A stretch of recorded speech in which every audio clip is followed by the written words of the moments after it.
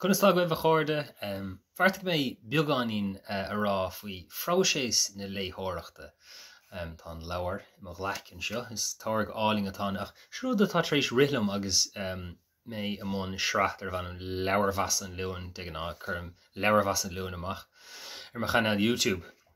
Agus agus mé dul sin bhhaid níos ordaí inis ar an slí a léim leabhar. Caitheann a léim iad conas gur an díimiid léim roinn fan níos mó do bhórsáis go mar an brú éigen leabhar a chríochnú.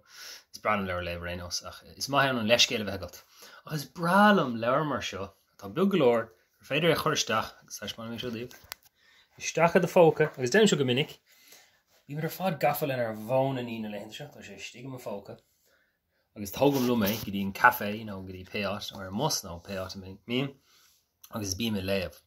Déine míocht an fón ágáil sa bhaile mar bhín an fón damananta chuirteachart. Agus léim se freisin sa fórc tá porc 5 bliain aculum, téim se amachán agus an aim se bhrá bhí blancéad a gom. Líam siar bhí masúna gréine agus I léamh lum. Agus rih choladom léim ar fá beidir lethir clíigh dá nóid go minic nó go hána minic beagán go gánaí. Agus éistim le clús leabhar freisin. Níl an airtin leabhar ar fáil sa gaige go fólín ach éistim le clús leabhar agus mé món acliachta nó siúláid nó le héad. Tá sé ar aá donna sin is dachar dom ach dhéanamh lum héin aber ré gan a bheith géisi le clús leabhar agus bralam bheith géisi le clús leabhar. Beag an eile faoin leabhar áirithe seo. Fecinn sibh ghfuil gramáil printáilte ar an leabharnis an post Irish Books Award mar bhuail sé dúis bútar leabhar gaige na bliana le lomh leabhar gaige ag an post Irish Book Awards fé.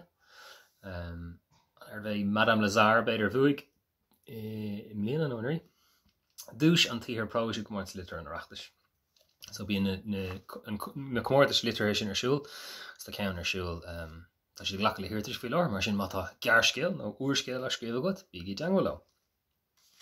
Agus tuile faoi Próiseas an bailach go léim leabhar ná tosaíam agus braníam ar an glór gearcéalta go háire is bram gearcéalta braníam ar an glór agus téim tríd is package seo mar tá scrín or tar éis ará ó hain cad éon scéal is fearr beidir chuir sin an tosaí nó cad éon scéal is fearr osclíonn an dahan atá mé ar tí a chruthúd an duine agus chuir sin go tosaí sin beidir tá mé géirí ní mé géirí scéalta cosúla seo chuir naciile chéile so chuir mé ceann idir adra ónas go léifh mar sin iad.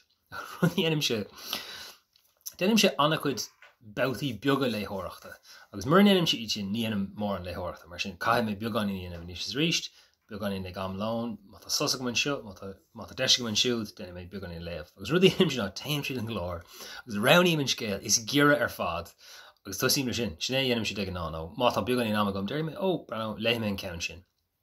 Is cum ar bhealach faoin tedal. Má tá tedal éigen crackáilte an beidir go léing é. Rud eile gur fiú a lua faoin bhailseoir seo éamh Lloyd tá logo breá sin den bhfuil bhíos chun tastal leráach. PC fichiile atá gceist dearg agus a leid éamh Lloyd. Sunar hána si teo ar an bhód ní raibh mór an saothar conlach a teachtamach nó ní mór an saothar I ngéige ulla a teachtamach. Ach go hána ar amach tá saothar le mór duine ren haín th céanlumm agus scata duine eile leis teachtamach agus tugann sé ádáin do chuoine screens I ngéige hir conla go háirithe ach gaige ulla trí chéile luigh mé ar ball an ceann sin blána dulach agus tá sé sin anna snasta ar fad freisin.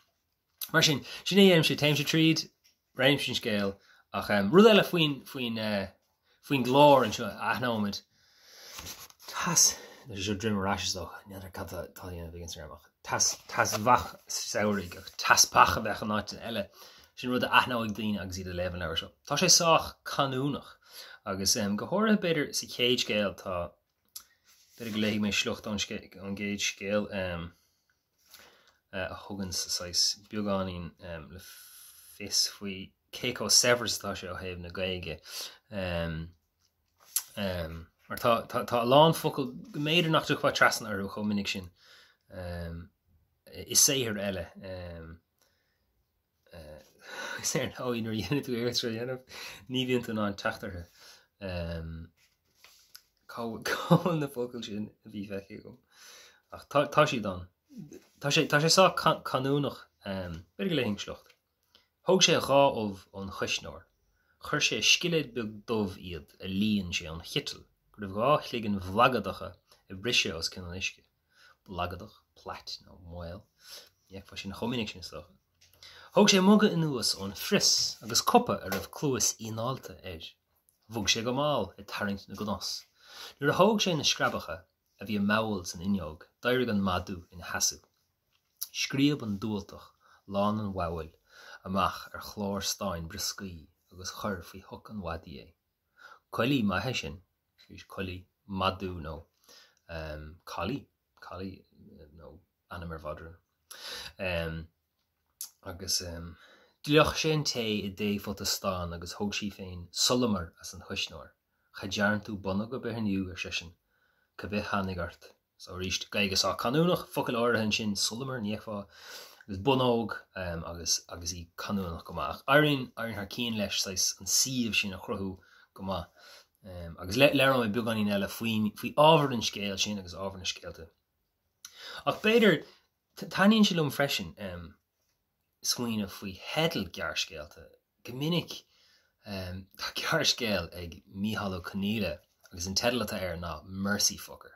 Agus níor osclaín tú chlór tar egan tú scéal mercy fucker. An chéad scéal a leis mé sa chunúsach seo ná mercy fucker agus roileat. Mar sin tá rudí ionintach gur féidir denmh tá cúpla scrín ar eile freisin tá cadí just uaireanta den úidir iirecht an tedal sais a bheith mar ráithtis nó rud ag an fullthe si scéal ach uaireanta ní bhíon annach just rud beag bídeach tá sé scéal taring amach le tú a bhela isteach le na chrúcha álanat an scéile héún scéal agus taíonn sé sin go mór an freisin. Ach leir mé beagáín faoi sin agus cadí na cín is mó a hailm agus na cín is mó chuig go bhaimar ar Belgium. Slán am íon chuirde.